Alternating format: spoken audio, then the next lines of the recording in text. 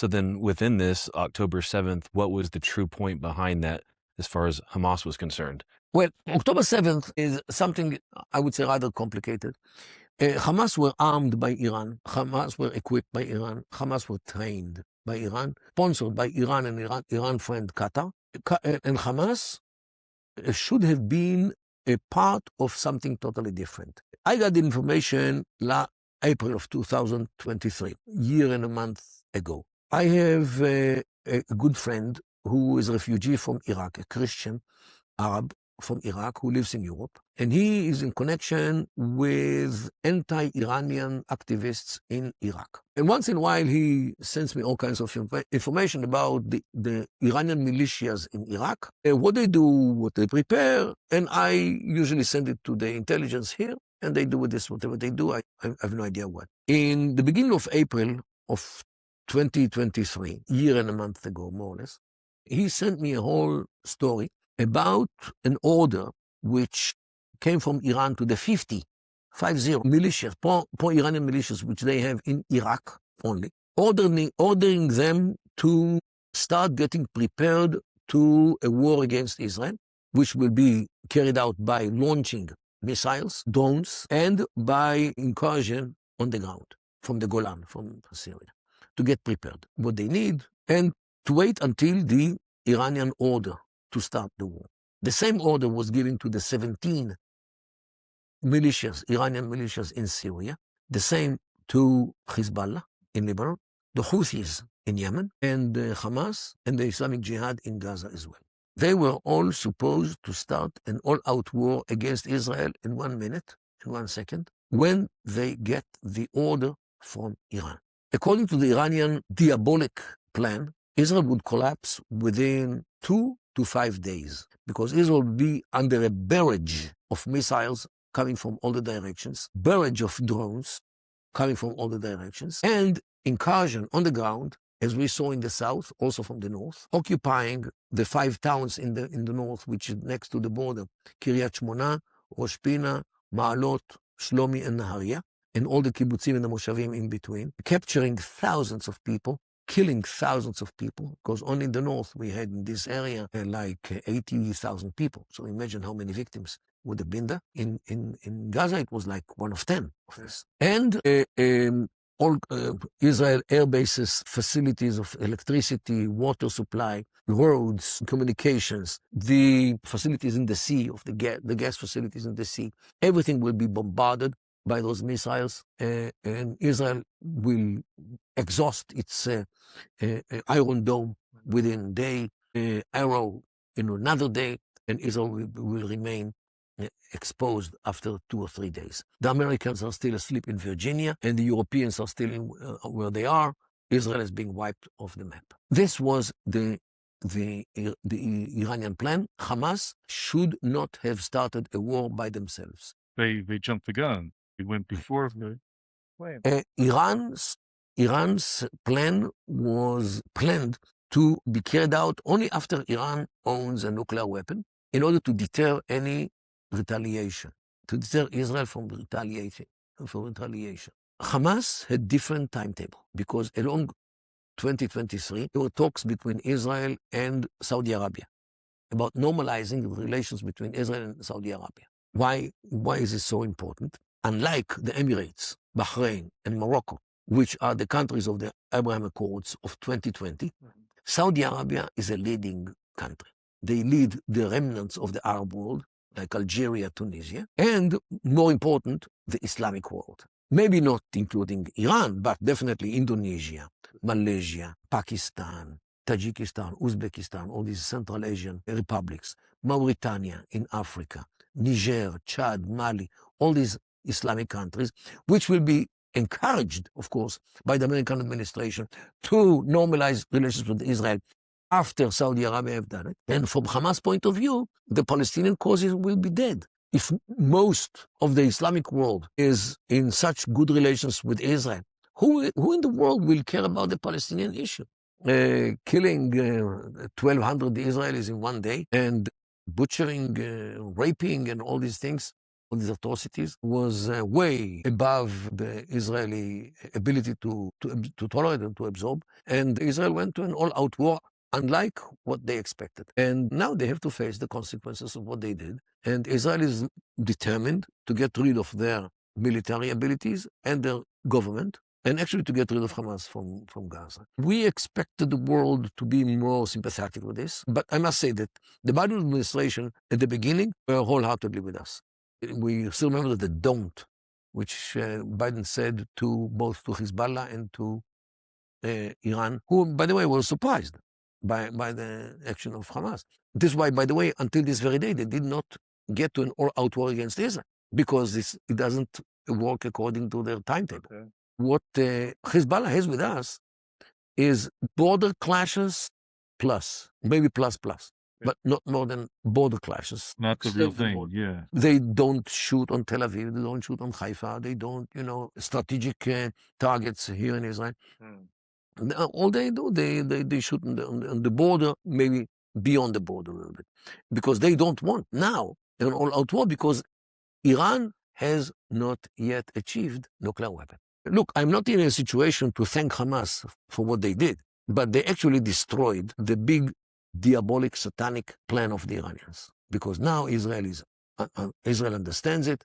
By the way, I published this in April. When I got this information, I published it because I also gave it to the army, but this information doesn't concern only the army. It also connected to the electricity grid, to the grid, to the water supply, to the emergency services here in Israel, municipalities. Actually, everyone wants to know that there is a plan to get rid of us all. So it's not only the army. Secondly, this is not something which is out of history, because the Independence War, 1948, was multi-front war. We had it from Egypt, Jordan, Syria, Lebanon as well, with forces which came from Iraq, from Saudi Arabia, from Libya. And the Six-Day War, 1967, was also 3 fronts: Egypt, Jordan, and Syria. The Yom Kippur War, 1973, was 2 fronts, Syria and Egypt. So the fact that here we have 5 fronts is not something which is totally out of context. So it's not a secret. Secondly, if people talk about this in Iraq, in Syria, in Lebanon, in Yemen, in Gaza, shouldn't we Israelis know about this? So I published the whole plan of the Iranians. It was published on April 9 of 2023. Within 1 day, I saw it in English. People translated it. Yeah. I saw it in French. I saw it in Arabic. And 5 days later, on April 14, Sinwar is giving a sermon or a speech in Gaza. And he recommends everybody to read Mordechai Kedar's article. That's amazing. So what do you see is Iran's master plan is sabotaged by Hamas's greed? What do we need to look for next with Iran's plan and what they do to pivot from this? How should we be preparing and be aware? Well, although the component of surprise doesn't exist anymore, because first of all, Israel took out like 80,000 of the Israelis who live next to the northern border. So they cannot capture them, or kill them. Secondly, half of the Israeli army is in the north, ready to face Hezbollah. So now it's a very bad time to invade Israel by Hezbollah. It's not a good time. Israel is aware of it. And don't forget that for like almost 2 months, we had here in the sea a whole fleet headed by the Ford aircraft carrier, with a whole entourage of all fleet of ships with weapons, with ammunition, with bombs, with everything needed. And only this fleet could, as much as I assume that they could flatten Iran if they wanted, or maybe Lebanon as well. So this was totally not according to the Iranian plan. Definitely was not planned by Iran. So actually what happened with Hamas actually destroyed the Iranian plan. I will thank them, because when they burn kids and decapitate children and rape women and kill so many people in such a barbaric, satanic way, I'm the last man on earth to thank them. But definitely, they destroyed the Iranian plan. But look, though they did it, the intention of the Iranians and all their proxies to destroy Israel didn't vanish, didn't go anywhere. They might postpone it for a while until Israel falls asleep on God, as it did on October 7th. And they will assume it could be now, it could be in a year, 10 years, 20 years, 30 years, who cares? There is a verse in the Quran which says, is with those who have patience. And they have a lot of patience. We Westerners, our clock is very short, you know. We want everything instant coffee, for example. Here in the Middle East, they don't know what instant coffee is. Yeah. They have only real coffee, which they broil and wait until it bruises and, you know, everything. Yeah. Because it's a whole ceremony. And you need patience. Wait until it boils, wait until this. It's not like the instant culture as which we have. Yeah. Here, the timetable is totally different. But now you've sounded the alarm. The Israeli government knows, intelligence knows. What do you feel is going to be Israel's next step in dealing with the Iranian threat? I have no idea. You have no idea? I have no idea. Because first of all, Israel is not alone in this. Yes. Iran threatens not only Israel, the Iranian missiles can reach London and beyond. And Iran is actually a danger to everybody. They know how to launch missiles from submarines. So imagine like a submarine which shows up somewhere in the Atlantic. Reaches us, And the reaches Americans. wherever they like, near Australia or wherever. Okay, so they can do whatever they like. And don't forget that they think, that they believe that they are directed by Allah. That according to the Shia, the leaders of the Shia are, as they in Arabic, ma'sumin, infallible. They cannot make any mistake. They're like the Pope to them. Even more than the Pope. They are connected directly to Allah. And therefore, if they decide to develop nuclear weapons and maybe to use them as well, this is a divine decision. It's not their decision. They get it from His Majesty. So, and this is how they think. Nuclear weapons in the hands of these people is very dangerous. Very dangerous, because at any given moment they can decide that Allah gives them the order to use it. And who are the swine eaters and the wine drinkers to tell them what to do and what not to do? They look at all the others from high and above. The Jews are defiled, while Christians as well, and they drink and they eat whatever they eat. So who cares about them? Who gave them the permission to talk to us, Muslims, believers? This is how they look at it. This is why negotiations with them is futile, without any meaning. And the only thing which works with the Iranians is credible threat. Not a threat, because they don't believe you, it's not a threat.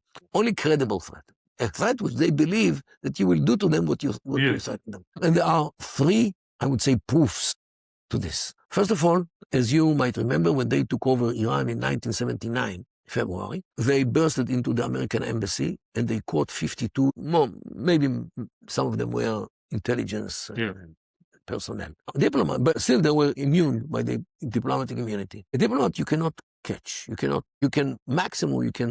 tell him to leave their country because he is a persona non grata, undesirable person. So you can give him 24 hours, 48 hours, 72 hours to leave the country, and that's what happens. They caught these people, these American diplomats, and they held them 444 days against the international law, against everything. When did they release them? In the minute which Ronald Reagan, this whole thing happened when Jimmy Carter was the president. But Ronald Reagan replaced him when he stood on the lawn of the White House, pledging allegiance to the Constitution as a president who comes to office. Why? They released them. The same minute, the airplane which carried these 52 men left the Iranian airspace. Why? Because along his campaign, Reagan, he said that the first thing which he's going to do when he steps into the White House as a president will be to take care of the Iranians. Now, he was, an actor. He says, I'm going to take care of them. You believe it. With all the gestures of how in the Westerns, you take care of somebody. They understood that this taking care will not be nice. So this was a credible threat. So they released the 52 diplomats without anything. No money, no releasing of anybody. They just got rid of them before the president takes care of them. Okay? And this is what we say. in political science, credible threat. The second was in the end of the war between Iran and Iraq. This war erupted in 1980 and continued 8 years until 1988. It finished not because the Iranians were defeated, but because the United States, by mistake, knocked down an airliner, an Iranian airliner above the Gulf, causing the death of, by mistake, of like 200 people, the passengers and the crew. The Iranians suspected that this was intended. And if America comes into the war with Iraq, this is something which Iran cannot face. So they raised the white flag. Although it was a mistake. Yeah. Right. But they viewed it as a threat of America to become part of the coalition against Iran, so they give up. This second proof. The third proof was in 2003. The invasion against Saddam Hussein, invasion of Iraq, by the Americans and the Europeans and many others. The Americans said that they will be finished by June. They thought that the 3 months will be enough in order to rebuild Iraq as a democracy. I already told them that this is nonsense. It cannot be. It maybe, could be 30 years, but not 3 months. But they thought, and they were talking about continuing the war in June, maybe on Iraq, on Syria, on both. This was the discussions. I took part in these discussions. So I know. Iran halted its nuclear weapon program immediately because they were afraid that they will be targeted with the next target of Iran, of the United States after Iraq. But they started the insurgency in Iraq. They helped it, they supported it, they trained the people, and they armed them, and they equipped them, and they actually sponsored this. And America had all the evidence needed in order to blame Iran for the participation in the insurgency. It took 3 years. America did nothing against Iran, although the American intelligence had all the information about Iran participation in the insurgency, and they did nothing. So they understood that America more or less becoming a paper tiger. So they resumed their nuclear program in 2006 after holding it for 3 years. So this shows you that when they are afraid that the world will do something, they are deterred. What do I say? In order for the world to get rid of the Iranian nuclear weapons, the world leadership, headed by the American president, should have sent them a letter saying this: Dear Iranians, or Khamenei, your time is over and your game is over. We don't believe in one word which you say. You have 1 week exactly to get rid of all the facilities and everything for the uranium and the enriched uranium, whatever you have, everything which you have about this nuclear program. You have 1 week exactly to ship it to us on ships. If you fail to do it within 1 week, we are going to flatten you with the earth. And we are around you. And we are already warming the engines. Don't call us. We will not call you. And read our lips. We mean business. We say what we mean and we mean what we say. You're finished in 1 week. Now, the more credible this threat is, the less is the chance that you have to use it. If you have a 401k or an IRA, please listen. Gold is at record highs. What many people don't know is this: you can move part of your retirement money legally and without tax penalties into physical gold you actually own. Alpha Omega Gold helps you do this through a gold IRA. Your gold is real. It is stored safely. It is in your name. Learn more at ao.gold/stand. Alpha Omega Gold is our sponsor, and they proudly stand with Israel.